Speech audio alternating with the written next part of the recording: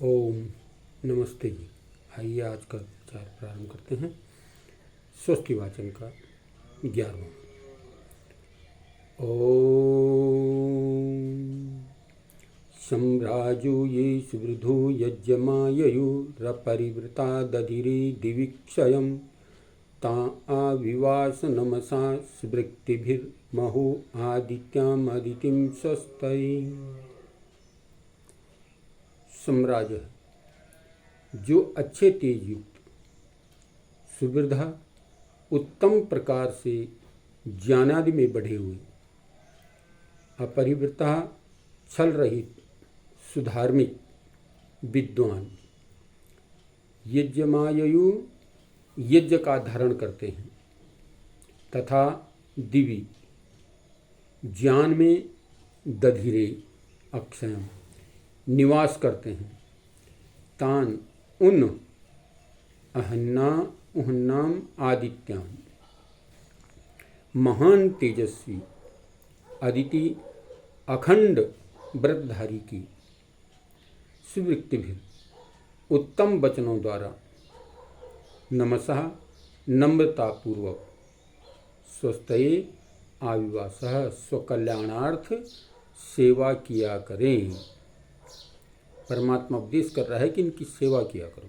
किनकी?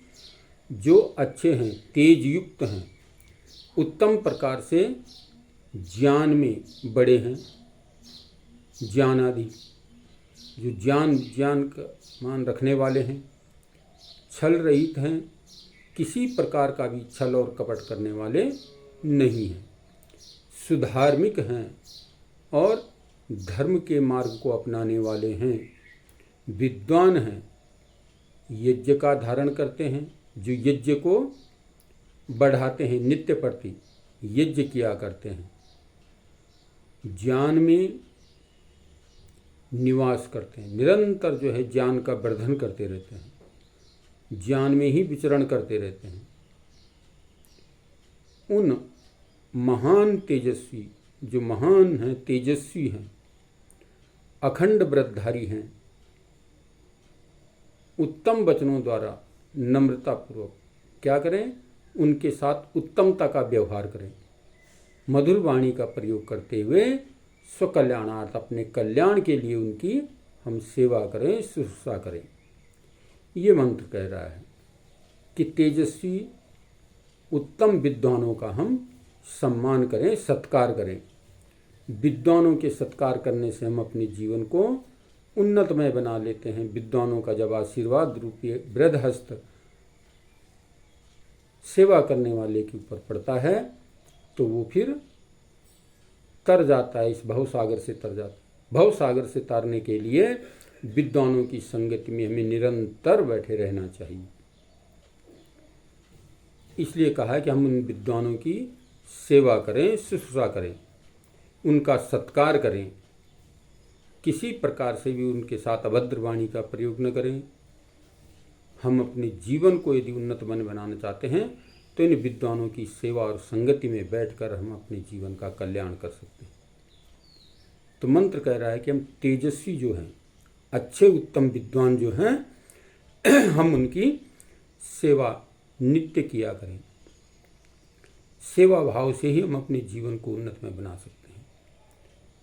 तो ये स्वस्ति यानी स्वस्ति वाचन इसको कहा गया। तो कल्याणकारी मंत्र इसमें दिए गए हैं जो मानव के जीवन को कल्याण करने वाले हैं, मानव के जीवन को श्रेष्ठ बनाने वाले हैं।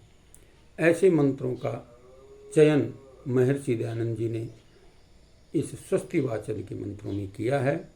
हम अपने जीवन को उन्नतमय बनाते हुए अपने जीवन को सफल और सार्थक बनाने के लिए इन विद्वानों की सेवा और शुश्रूषा करते हुए अपने जीवन को आगे बढ़ाएं।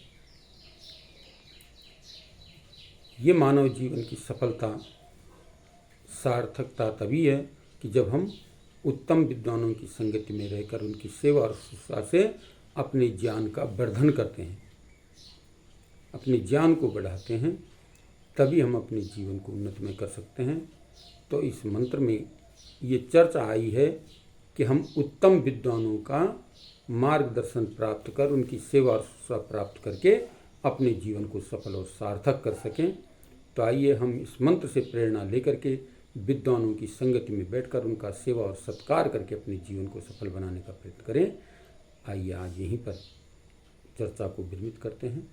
ओम शांति।